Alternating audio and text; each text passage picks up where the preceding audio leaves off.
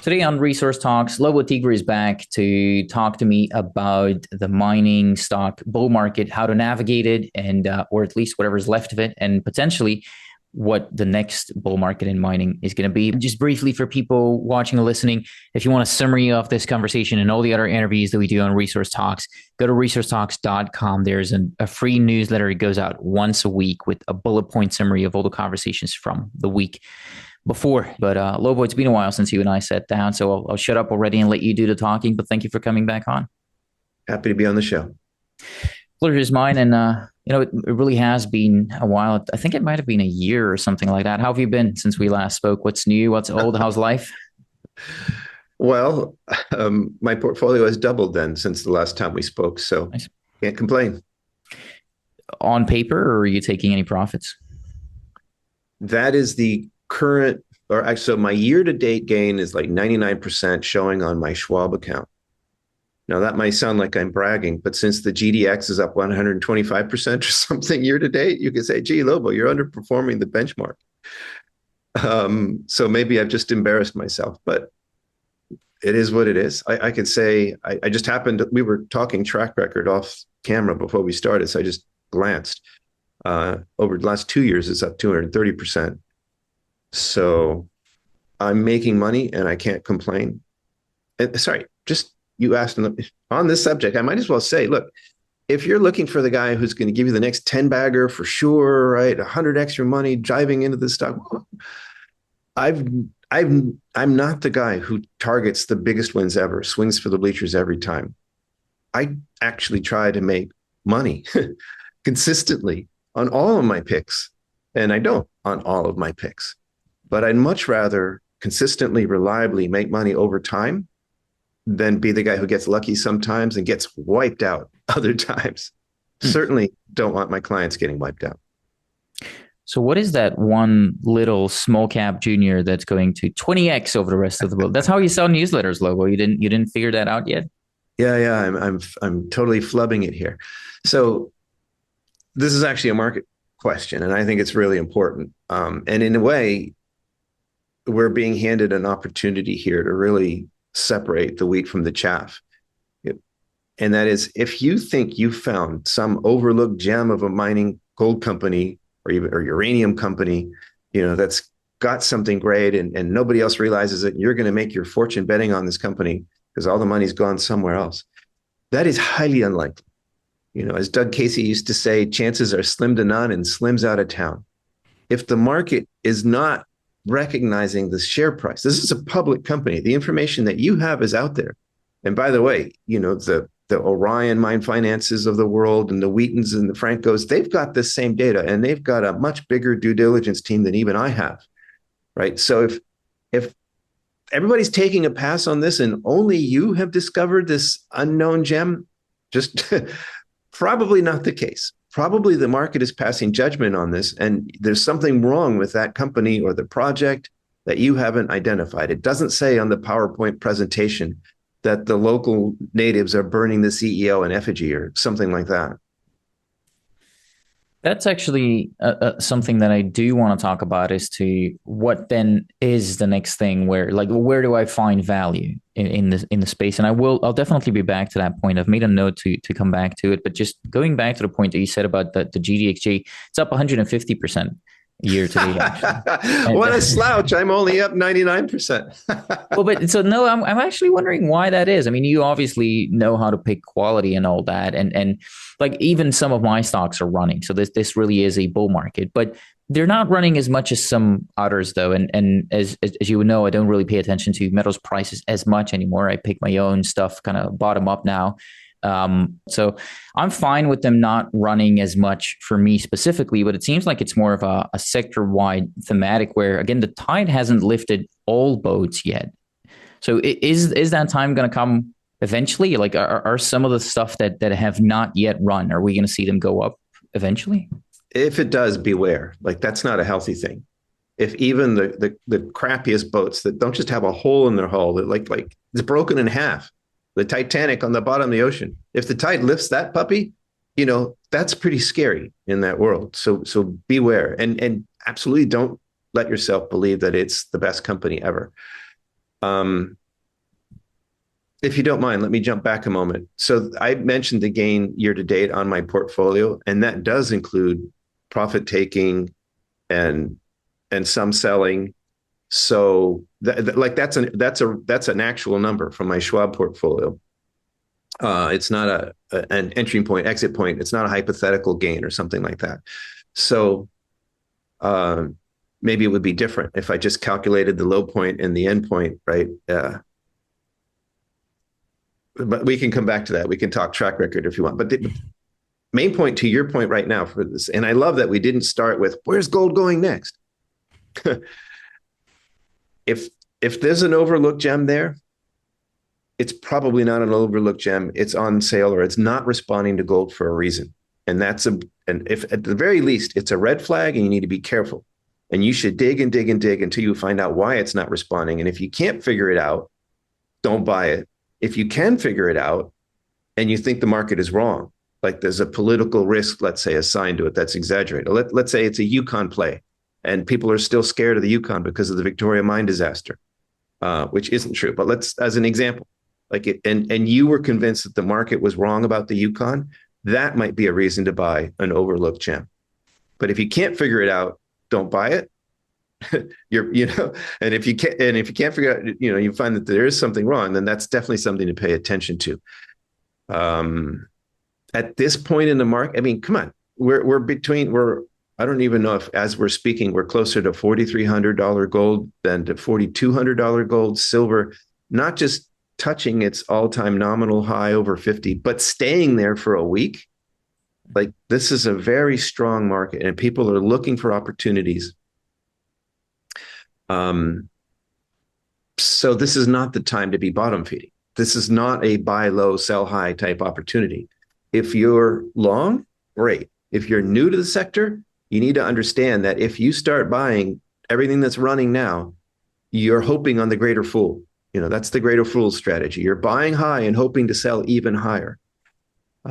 People can make money doing that. Who's to know gold won't double again from here? It could.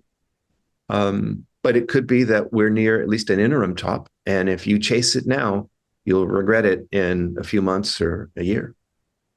So the tide's only lifting the high quality, expensive yachts, essentially. It's more like a regatta, not a bull market, I suppose. To follow that metaphor, in terms of telling the audience something they could use to make money or not, let's say, let's say we're going into the blow off mania phase. Like the next big move is actually up, like majorly up. As much as we might think, oh, we're already here, $4,000 gold, that's the destination. Close enough to 5,000, right? Well, not really. If it goes screaming up to 5,000 and then goes screeching into reverse, the stocks will go nuts. I mean, from here to 5,000 is a big enough difference, and the headlines that will be making, and the Johnny come lately, the FOMO will really kick in a big way. I mean, you've got Ray Dalio and Gunlock telling people that 25% allocated to gold is not too much.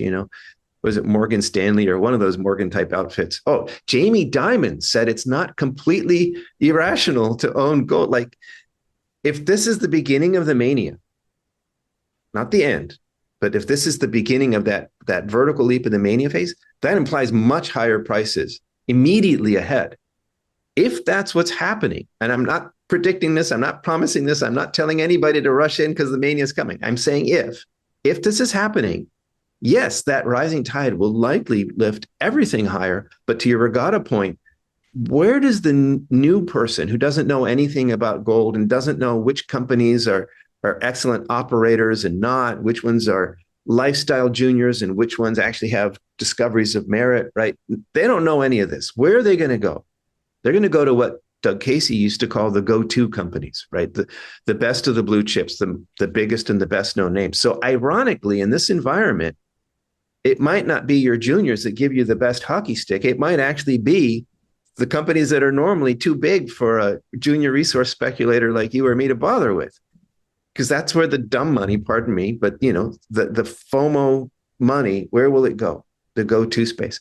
So I'm not a gambler, but if I was, and I was thinking of going to Vegas to put money in slot machines, I might just put it into the major gold and silver miners now instead.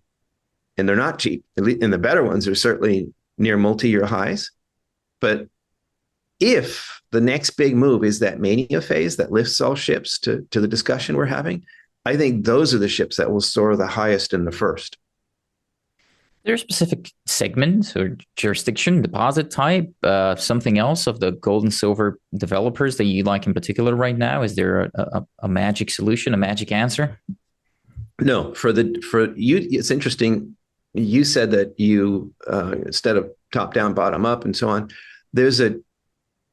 And this is relevant to your question.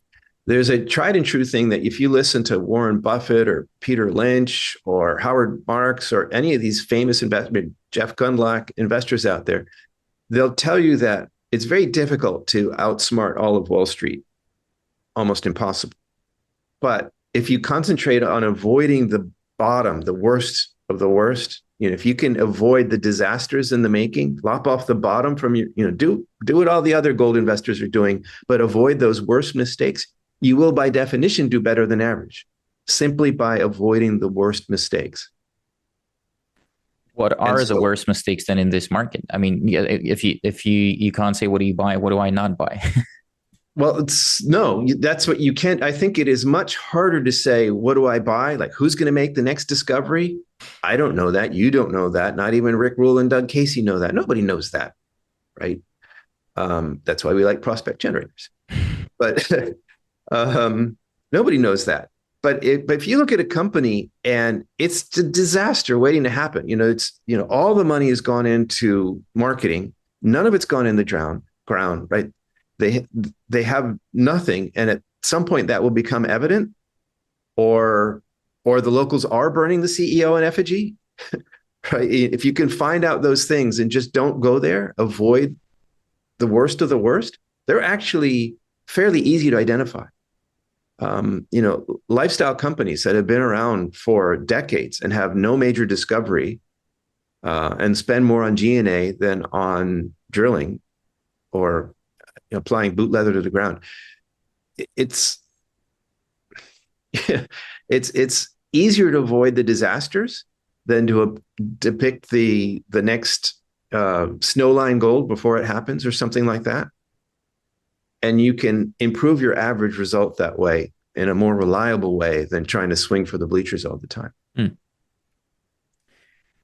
So, sorry, the answer to your question, therefore, is like in a market like we are right now, there's no sector, there's no answer, there's no prospect generator or pre-production sweet spot play that is going to save me or make money for me if gold bounces off, let's say 4,500 and then goes screaming back down to 3,500.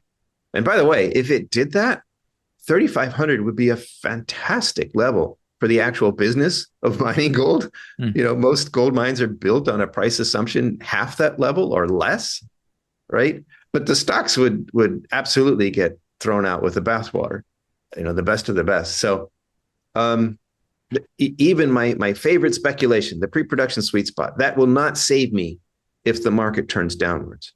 There is no type or anything that's going to save you from that.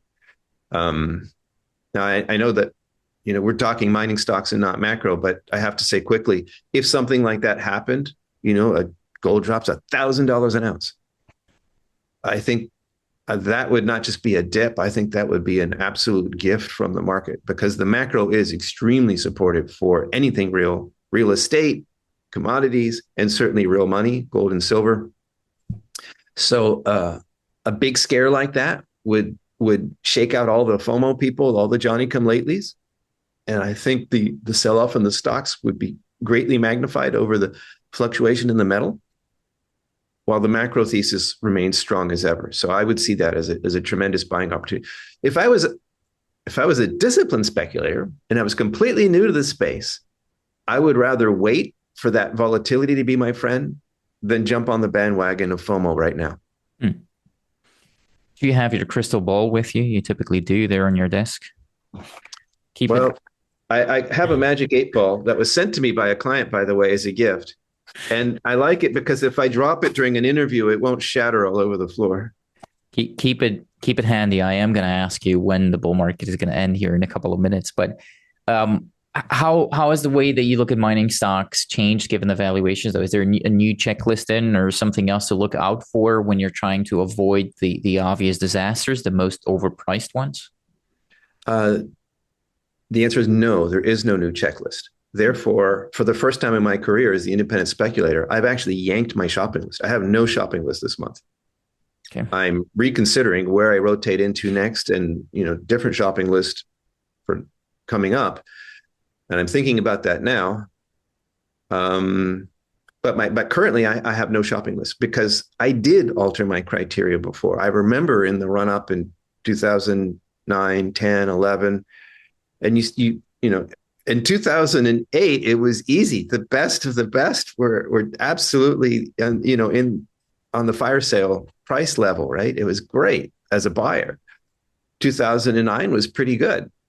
But then 2010, the valuations all started running.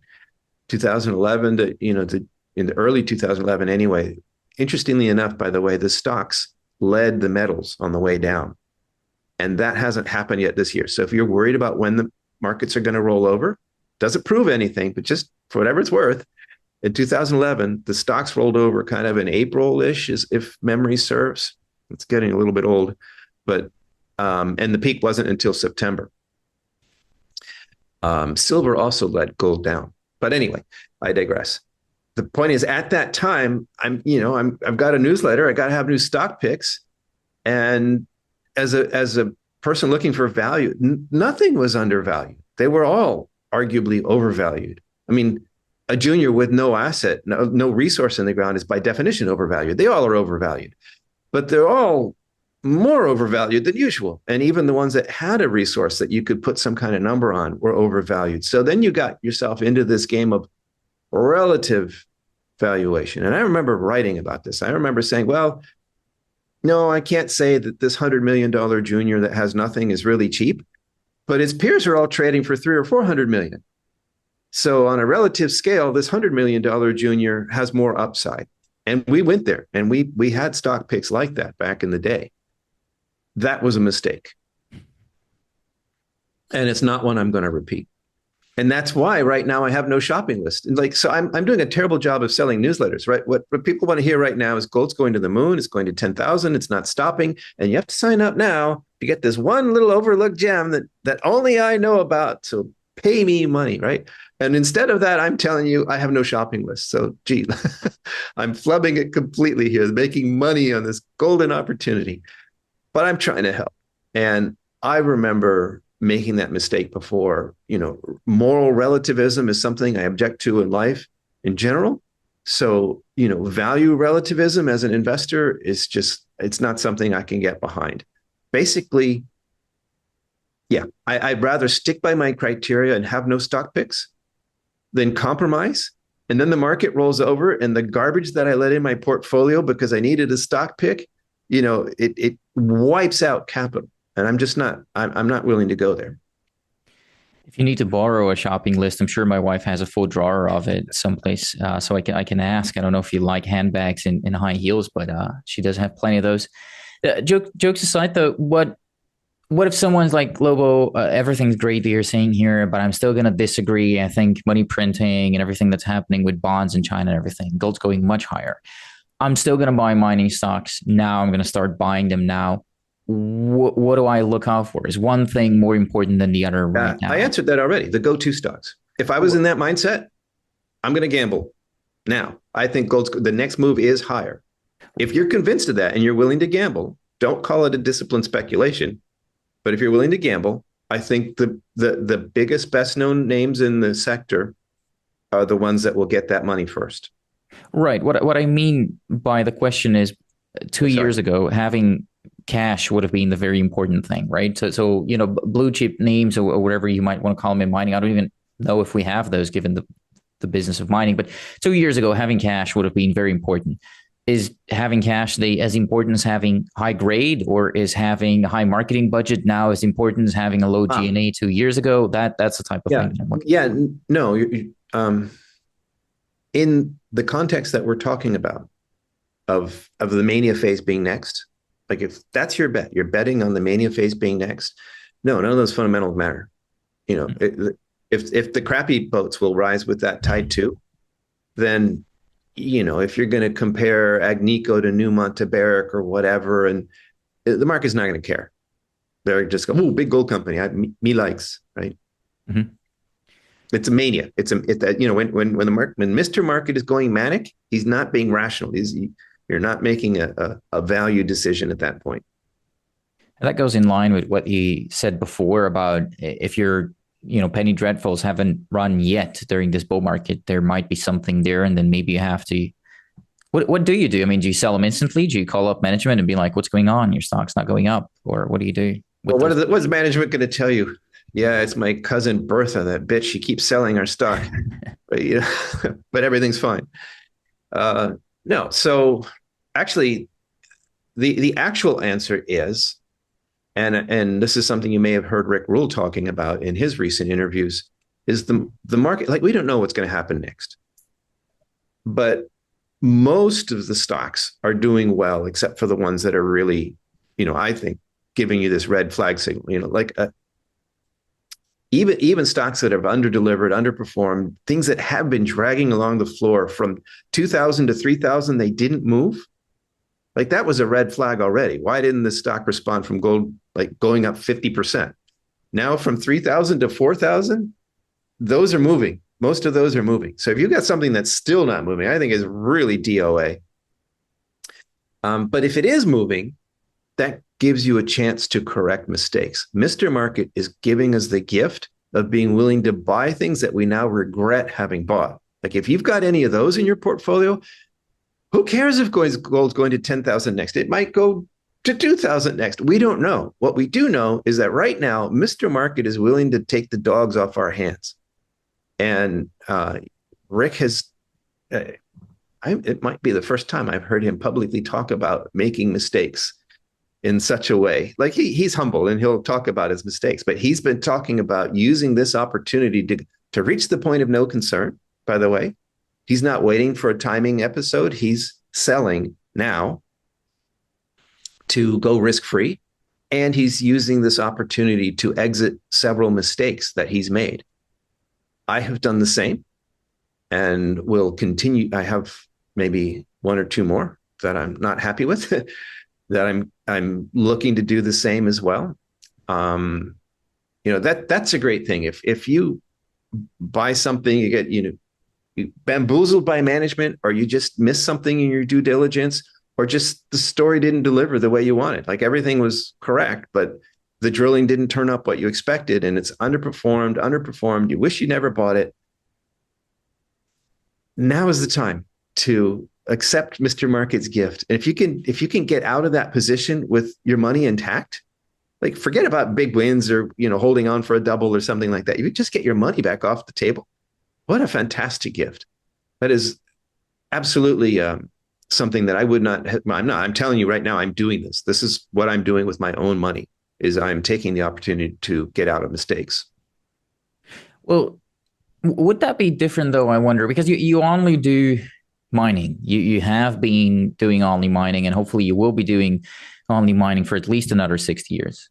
So would you do it the same if you were not only doing mining? Like, if mining or junior mining specifically was only, let's say, 10% of your portfolio, because you wanted those big gains, right? Those kind of your crapshoots, if you will, or something like that. It's your better alternative to a casino, really. Would you still be of the opinion that, nobody went broke taking a profit, and you should take something off the table? Would you still do it the same?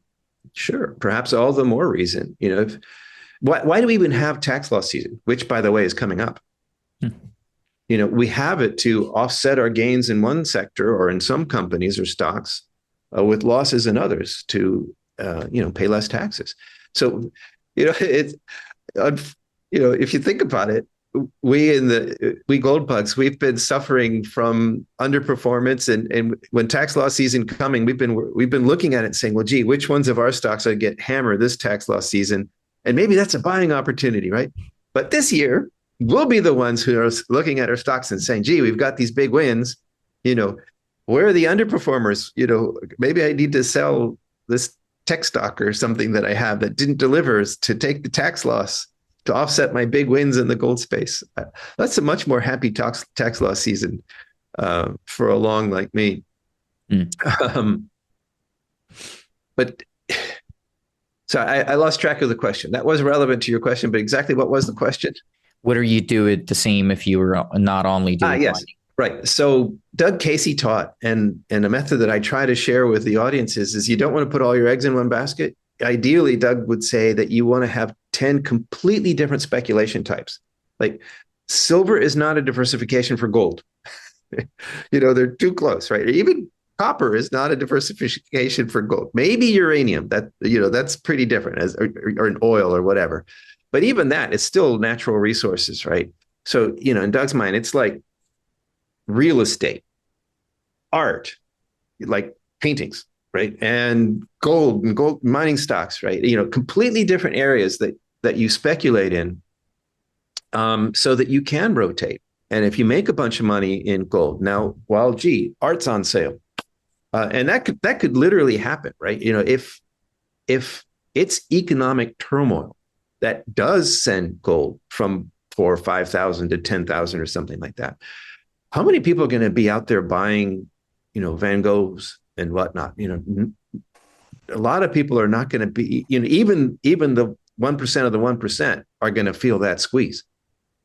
And you might find Van Goghs on sale rather than soaring in prices. So what a great time to have big wins in your gold stocks. Like if gold goes to $10,000 and our stocks go absolutely insane, like you think the all-time highs we've seen now are ludicrous mode, that's nothing compared to what would happen if we get a bona fide mania. Like this is not a mania. What's happening now is pretty frothy, but the shoeshine boy is not telling you about the gold stocks he's buying. And, the bartender is not giving you silver stock tips. That's not happening yet. So, if we get to that stage, and I assume that your audience and mine, we all own some of this stuff already. We will be asking ourselves, what do we do with all this money? And so to your point, and to what Doug Casey taught, well, I guess you should be looking at other areas. In the metals and mining space, which is my wheelhouse, I am looking to rotate more into copper. That's my big next thing. And I know you're going to ask that, so I front run your question. But I am, to the degree that I am taking profits already or exiting my mistakes, I'm building cash to rotate into copper, because I do think that there will be serious fortunes to be made in the coming years on copper. But I'm also I'm thinking of paying off my mortgage. And people say, well, you got a low mortgage from when interest rates were low. That's an asset, compared to the bank's liability or, rates, yeah. But if things go into reverse or, let's say something happens and the rules change and the SEC starts shutting down newsletters, and my revenue goes away from that. I need to live just on my investments and how I've deployed my capital. At that point, I don't need to tell you how expensive my mortgage is on a monthly payment basis, but it's significant. Not having that monthly payment, like having a low interest rate on a debt, doesn't take away the fact that you have a debt, like you owe that money. So having the house completely paid off and only needing to pay the condo fees, that would give me a world of peace in my mind in, if things change in our market spaces. So yeah, or another way of putting this would be, let's say they're gold bugs are right. The world is a house of cards. The financial house of cards comes crashing down. The disasters that we expected in 2008, let's suppose those happen in 2026. Because of all the changes in the world. Well, at that point, Amazon's on sale, Walmart's on sale, even Nvidia is on sale, right? Everything else is out there, and I'm not just picking tech stocks. Notice Amazon, and Walmart. Like everything else out there is on sale. And if you're looking for an opportunity to diversify the eggs in the baskets, and a company like Amazon is very unlikely to just dry up and blow away, right? They'll take hits, there'll be problems, but they have a huge moat in their core businesses. And, Walmart is the largest retailer in the world. Like, if you can get that kind of blue chip stock, on sale for pennies on the dollar because of a market panic, even the dead cat bounce could double your money. Never mind what happens later. So I'm likely to stay with mostly metals and mining stocks because that's what I know. But I do think it is, a rational speculator whose goal is not to be religious about mining stocks, but whose goal is just to make money. You absolutely would want to use the opportunity to take some profits and diversify into other sectors. Are you sure you want to sell newsletters though? Yeah. Well, we're joking, but my honest hope is that, well, if we do go in the manic phase, people will remember that I didn't say it's impossible. I'm not actually a bear right now. I'm a wolf. I'm trying to be a savvy, smart hunting wolf looking for value. That's all. But if it goes down and all the rah, rah, rah, it's going to the moon people turn out to be crying in their beers next month, then I hope people will remember that I wasn't on that bandwagon of rah, rah, rah, it's going to the moon. And I hope that, let's put it this way. I've always hated the tortoise and the hare story. It's stupid. Of course, the rabbit wins. He only doesn't win because he falls asleep and he takes a nap or whatever. In real life, that's not going to happen. You cross the finish line and then you take a nap and have a beer or whatever. So I've never liked that story, but there is something to that idea of slow and steady over time, as opposed to chasing after the hype and exhausting yourself. Like, I think that's actually what my business plan is. And so I'm hoping that over time, people were like, yeah, Lobo doesn't get them all right, but he gets more right than he gets wrong. And we make money over time. Well, hopefully we can revisit in 60 years and see if that's true. We'll see. 100-plus-year-old speculator, or maybe at the time, 99-year-old speculator gets it right 60 years in a row. That'd be a funny episode right there.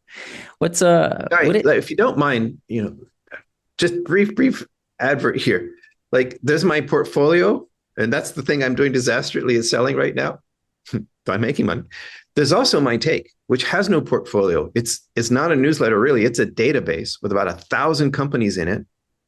And the idea there is not, what's the stock pick that's going to the moon?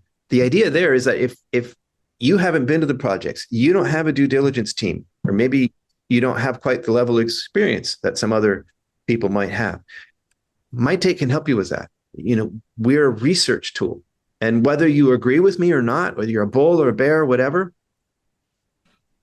if you can have independent analysis of companies that's not paid for by the companies, I think that's very valuable. And it has nothing to do with timing markets, bullishness, bearishness, what's going up or down.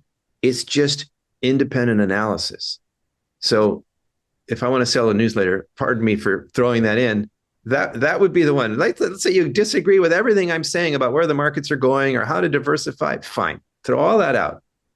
As long as you don't think I'm a crook who's taking money to promote companies that don't deserve it, then, I think that service could be very valuable to you. Is that going to save me from the dollar going to zero, though? Can't do that. But I can tell you when a company is a lifestyle company to be avoided at all costs. What do you think is the biggest risk for people speculating in mining stocks right now? Is it not? I initially wanted to ask whether it's not owning enough, but clearly that's not the risk. Is it not selling on time, not selling enough, not owning quality, chasing lightings in bottles, chasing those lifestyles? What's the biggest trap here? I think the literal answer to your question may not be the most helpful one. So let me give you two answers. I do think the biggest trap is that people start believing their own BS or even their own truth, if you will. Let's say you're right. The dollar debasement thing, that's happening. By the way, it's hilarious to me that the debasement trade that's now capitalized on Wall Street, the DT, the debasement trade, and Wall Street titans are talking about the debasement trade, and the hairspray heads on financial media or talking about the debasement trade. Like they just discovered monetary debasement, this new phenomenon. I mean, it's something that your audience and mine, we've been talking about it for years and years, and suddenly the mainstream is catching on, which does make me a little nervous, by the way. Um, but the point is, like, we have this belief, let's say, for example, that the debasement of the dollar is good for monetary metals and commodities and things. And that can be completely true, but that didn't help us from 2012 to 2015, right? So we were right. But if you bought at the top in 2011 and then the next 5 years happened, it'd taken extraordinary fortitude to not panic and sell and end up reversing the formula and buying high and selling low. Mm. And so believing your own narrative, we like to laugh and dismiss the mainstream narratives we see, but your own narrative, what you hear in your own echo chamber, is extremely dangerous to us. There's my favorite line from the Bible is, I think it was Jesus. Jesus says, look not to the speck in your brother's eye, but to the plank in your own. That is just so human. I mean, not Jesus. Like the human thing is just to criticize and see the faults in everybody else's thinking, but my thinking is perfect, right? Oh yes, I've got it figured out. I know best. That leads to enormous investment mistakes. Like if you're wrong, obviously it results in mistakes. But even if you're right, to pull another Rick Ruleism, is confusing the inevitable with the imminent. Right? Massive mistakes in investments. If you're too early by enough time, that's the same as being wrong, because opportunity cost exceeds your gains. Right. So I do. So this is kind of a philosophical answer to your question. But I do think this results in a lot of pain and serious erosion of capital, because people just get so convinced of something and they bet on something that's inevitable, but it's not imminent. It's certainly not happening now.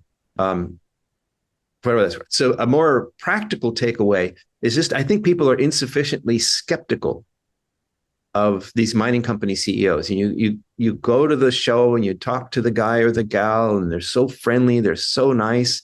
They know more than you do about their projects. So they're ready and they can answer all your questions usually. Actually, by the way, dear audience, even if you're not an expert, I'm not paid by the conferences to promote them, but I do think it's worth going to these conferences to ask the CEOs these questions. And if they answer them all great, well, that may or may not prove that how great it is. But if they can answer basic questions like, how much money do you have? how much is your drill program this year? Right? If they can't answer those questions, that's a clear red flag and a reason to stay away from that stock. So anybody can do that level of due diligence. You get that used car salesman vibe from a CEO. That's actually tradable input data for you. Mm-hmm. So the more practical or immediately obvious takeaway that I'm giving you, Antonio, and the audience is, you really, really need to be skeptical. The disciplined speculator's cardinal virtue, I think, is not just a healthy dose of skepticism, never mind the grain or the bucket, but like a barrel, a dump truck full of skepticism, something like that. You need to, if you'll pardon the crudity, a Loboism here is that if you assume bullshit, you'll rarely be disappointed. Yeah. And it's their job to prove to you, not just suggest to you, not buy you a beer, not hand you a little free pen at the booth, gold colored pen. But to prove to you that your skepticism is wrong. Yeah, a Caterpillar 797 full of skepticism is needed. This is the reason why when I talk to CEOs, I'll get those comments like, "Oh, this interview is an hour and a half long. It should be 15 minutes." You're not getting much in 15 minutes. And if you're not really willing to put in at least that basic amount of time to get those basics out, that might be one of the bigger risks right now, especially with these valuations and the state of the market. That's also what I'm getting out. That's an interesting point. For your business, I don't know if our audiences would sit still for a Lex Friedman style 3 or 4 hour conversation, but this is actually important, dear audience. A bullshitter, like a psychopath, a garden variety bullshitter, can bullshit for 10, 15 minutes, maybe 20 minutes, half an hour, no problem. They've got all these glib answers. How are you going to deal with that low grade? well, but outside the Athabasca Basin, this is great, right? They've got all these answers. But those run out after 15, 20 minutes, maybe 30 minutes. I won't say max, because there are some very polished and accomplished psychopaths out there that could just lie for hours and hours. But your garden variety IR person can't. Mm-hmm. And so a long conversation it's not just time to dig deeper into details, but it's time to run out of pat answers. Yep. And so if you're doing that, my friend, then I commend you for that, because perhaps we'll start getting more of the truth out there. Not the as truth easy. Is out there somewhere, Scully. I met someone, very big name in mining. I don't necessarily want to try anybody under the bus, but the response I got is, sure, we'll get him on, send us a list of questions and we'll think about it. And the first thing was like, it's not happening. I can tell you that the topic is going to be, the general health of the company, if you will, or something like that. And then they're like, let's book a call first to talk about, doing the interviews. Like, we're not going to rehearse it. And then eventually when you keep pushing back, they're like, oh, but he doesn't do longer than 30 minutes. That's a red flag. And at that point, I just check out. And it's like, well, it's unfortunate. It would have been a big name, a good interview, probably attract a decent audience. I'm not doing it. And so that actually is kind of an answer in and of itself. I even thought about making a list of companies that decline doing long form interviews, but that's a bit of a sneaky move. Maybe I'll do it if this really is a bull market and not a regatta.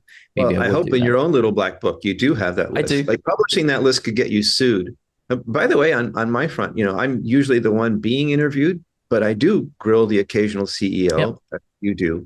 And I don't just, I require them to sign a media release that's completely one-sided. Like, I could draw Mickey Mouse ears over their head on the video and publish that, whether they liked it or not. Of course, I don't do that, but I don't pull my punches. And there are companies that, well, we'd like to do this, but our lawyers say we can't sign this release. Yeah. And I have a list of those. For yourself, then, maybe you should make that part of my take, but that might risk, whatever it is, non-disclosure. I'm somewhat surprised I haven't been sued yet for some of the things that I've said, because I'm pretty blunt. But if I'm wrong, dear company CEO, show me why I'm wrong. How much cash are you keeping right now in this market? Not in absolute. Well, if you want to tell me absolute terms, go ahead. But no, I mean percentage terms. How much of the portfolio is not invested right now? I'm actually much higher in cash. It's looking like 35% cash right now. Because I have taken some profits. I've had some upside maximizer triggered. And, I love the pre-production sweet spot.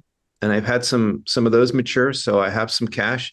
And as we mentioned earlier, I've been waiting to rotate into copper. Like, I'm a gold bull. I've got lots of gold and silver stocks. I'm happy for them to go higher, but I'm not going to buy high and hope to sell higher myself. That's not my discipline. So to the degree that I get stopped out or I get triggered or I reach my end goal on any of my stocks that are up this year, then that has been going to cash this year. And I've been waiting for it, with minimal interest rate there, waiting for the next rotation. And that is not a record high for me, but that's pretty close. I want to have at least some cash in case a once in a lifetime opportunity comes up. But I don't want to have that much in cash normally. I mean, that is a measure of how I see this market right now. I'm not willing to just pile back into gold and silver, because it's not a buy low, sell high setting in my view. And I'm waiting still for the next big move.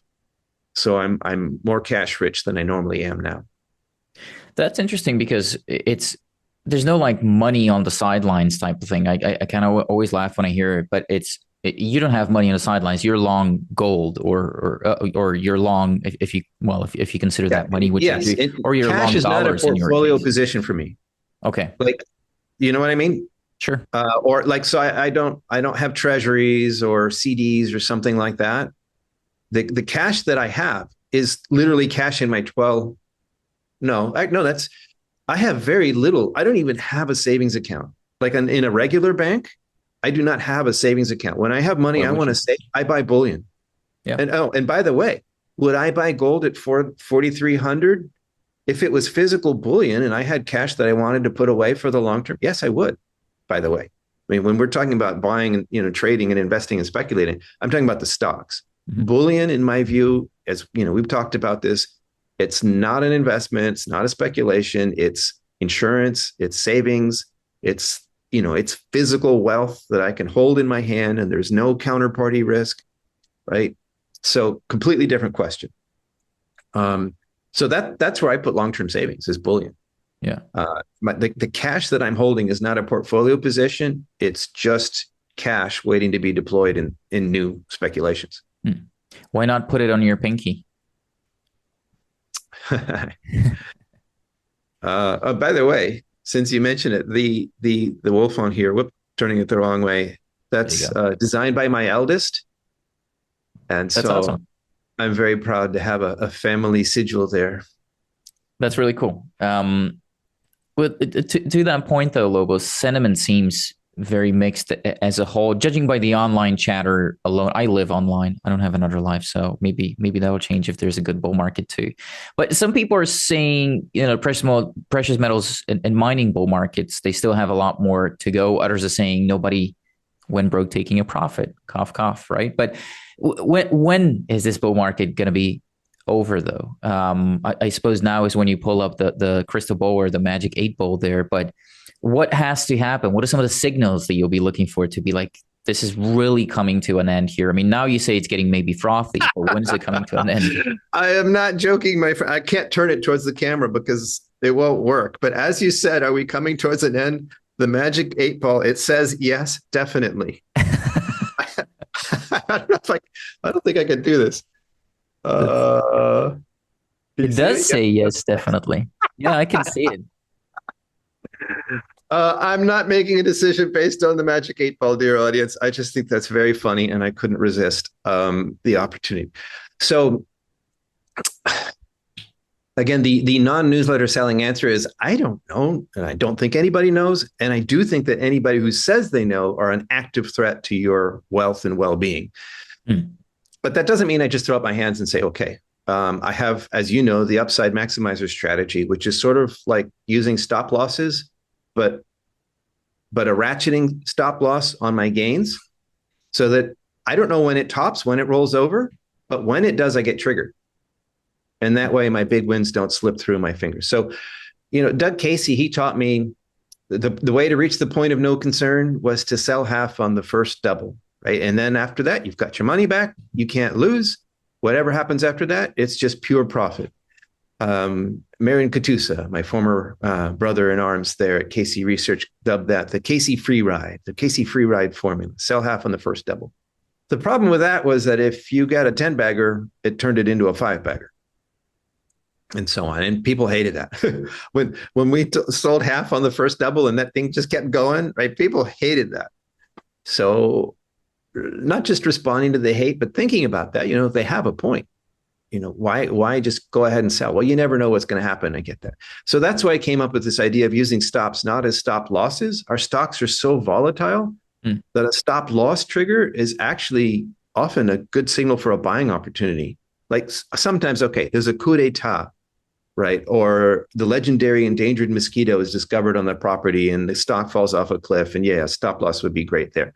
But that actually doesn't happen very often. Much more often is some fund somewhere is facing redemptions and they just liquidate in a large position, or a broker with a big account, gets caught with his hand in the cookie jar, has to sell a bunch of positions, something like that.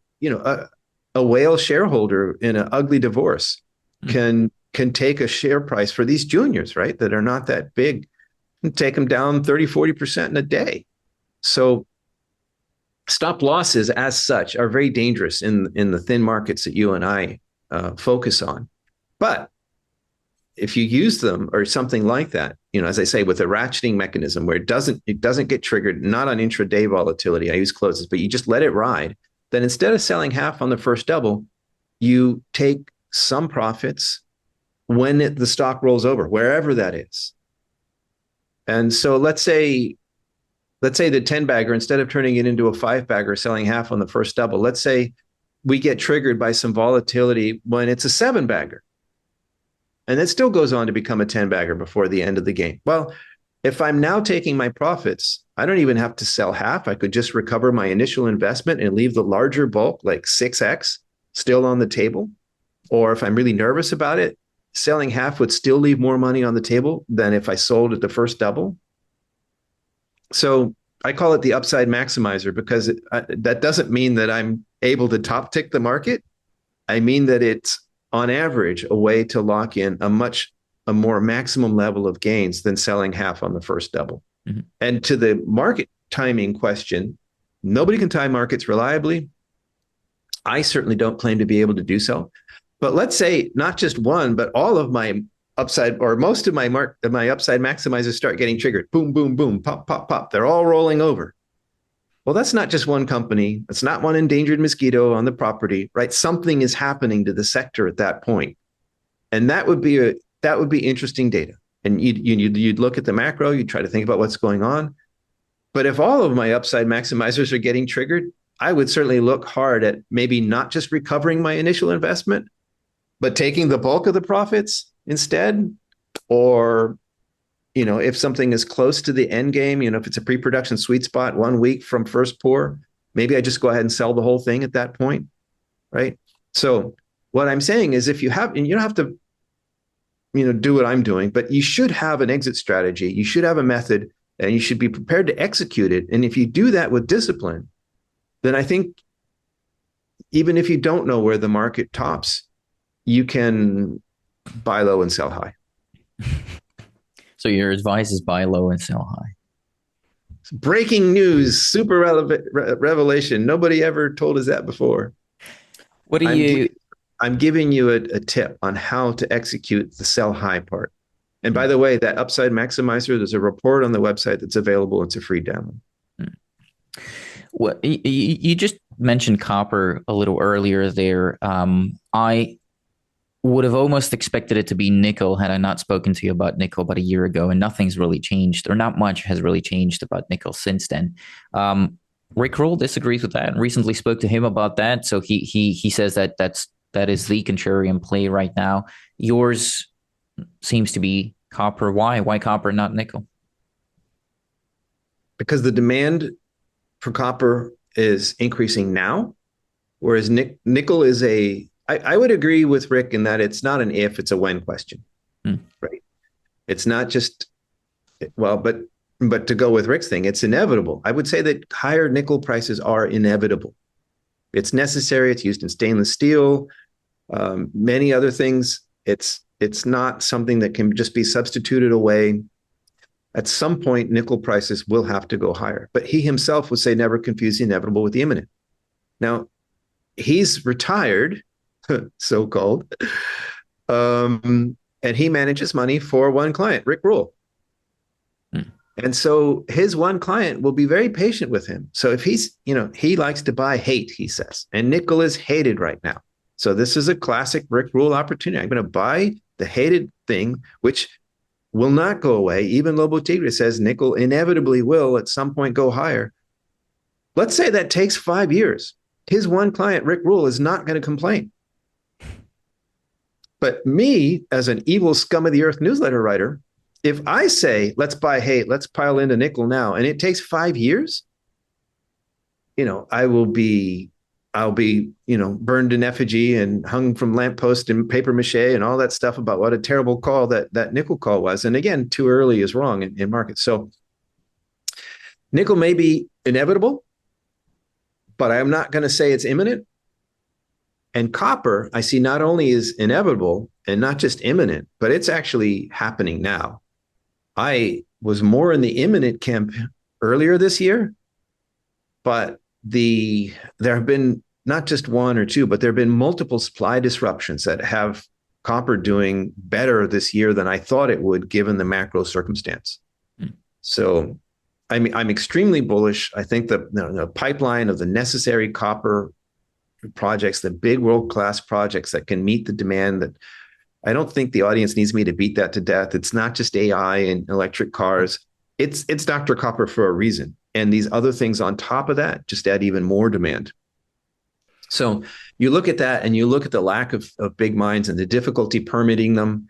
even in relatively pro-mining places like Peru and Chile, permitting these gigantic, massive holes in the ground that people want to make is difficult and time consuming, even when successful. So this is one where if I wasn't worried about Trump shock causing lower prices in the very nearest term, I would be deploying that capital that we just talked about now in copper. I'm that confident of that.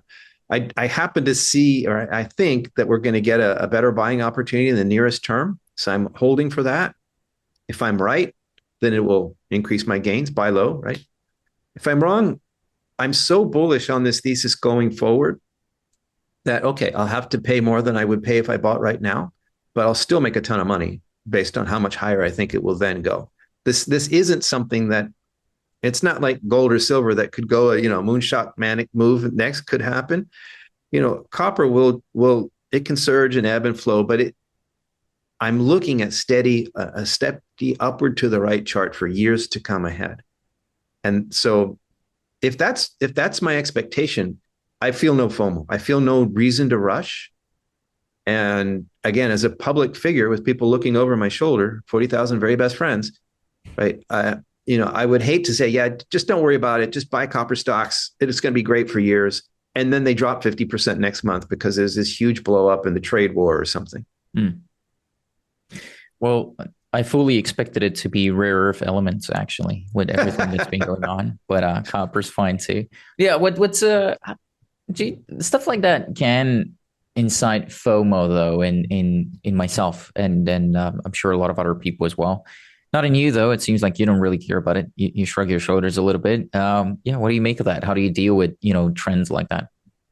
Well, let me step even farther outside.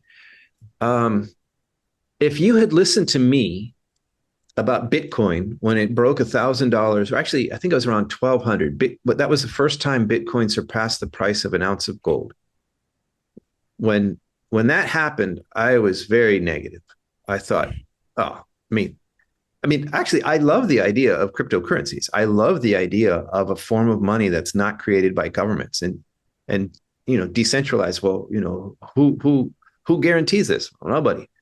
Well, that's better than a profligate government that guarantees it's going to print more of them. I mean, their goal of 2% inflation, their goal is to make your money worth less by at least 2% every year. So in that kind of world, I love the idea of cryptos.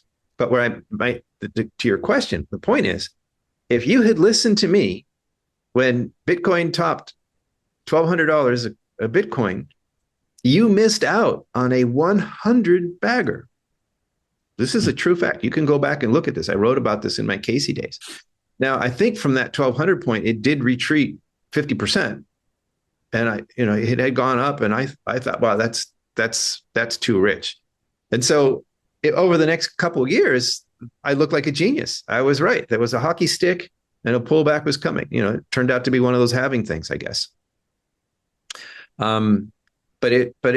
But this is, I'm telling you the truth. This is a true thing. If you had listened to me when Bitcoin crossed 1,200, your opportunity cost was literally a 100 bagger. I cost anybody who listened to me that. I cost myself that. But to your question, I don't feel any remorse about that at all. It was a complete unknown. The Bitcoin maxis will tell you, we knew it was going to the moon. There's only going to be 21 million of them forever. It had to. It didn't have to. I mean, who knows what could have gone differently. Anybody can say that in hindsight. But at the time, what did we know about Bitcoin? It would not have been a rational, disciplined decision to say, yeah, let's go to Bitcoin. It's going to 100,000. It would have been a gamble. And yes, you can make a lot of money. You can get 100 bagger on a gamble. But reliably, consistently over time, okay, let's say you made 100x on your Bitcoin. Where's the next 100x coming from? And if anybody tells you, I know for sure this will be 100x your money, I think it would be prudent to suspect a snake oil salesman at that point. So no, I don't feel bad about that. Actually, if anything, my guidance at that time gave people capital to, even if they were into Bitcoin, if they sold at 1,200 at that time, they could have bought back in at 700 or whatever it went down to, 600, and made more money. Their 100 bagger could have been a 200 bagger if they had bought the dip later. But that's not my thing. And you can't reliably make money chasing after whatever is hot at the moment. If you do that, you end up being the greater fool. At some point, you will absolutely pile into something that you're convinced is going to the moon, and it will be wrong, and you will wipe out your capital. So this fits into something I said earlier. If you're looking for somebody that's going to nail all those hockey sticks for you, I can't do that. I don't think anybody can do that. I think it's much better to invest in somebody that can reliably, consistently over time deliver more gains than losses. And so I don't aim for the moon. I rarely swing for the bleachers. I'm happy to get solid base hits and bring those home runs in, game after game. Yeah, as a European, I totally know what you're saying there, by the way. I don't have a soccer metaphor for that. If you're British, there's a cricket metaphor there. I know you don't have all day to sit around and look at my face. We're gonna have to do this again soon, but not really this. We're gonna have to follow up on our mini series there that we started maybe a year and a half ago, 2 years maybe at this point. We'll talk about producers, takeover targets, land banks, and stuff like that. Hopefully next time. But I'm all out for now. What else did you want to talk about today that I'm failing to bring up? I just want to leave people not with a sales pitch. Don't click off yet. The idea I want to leave you with is I'm not bearish. There is, I think, I can't put a probability on it. That would be invented.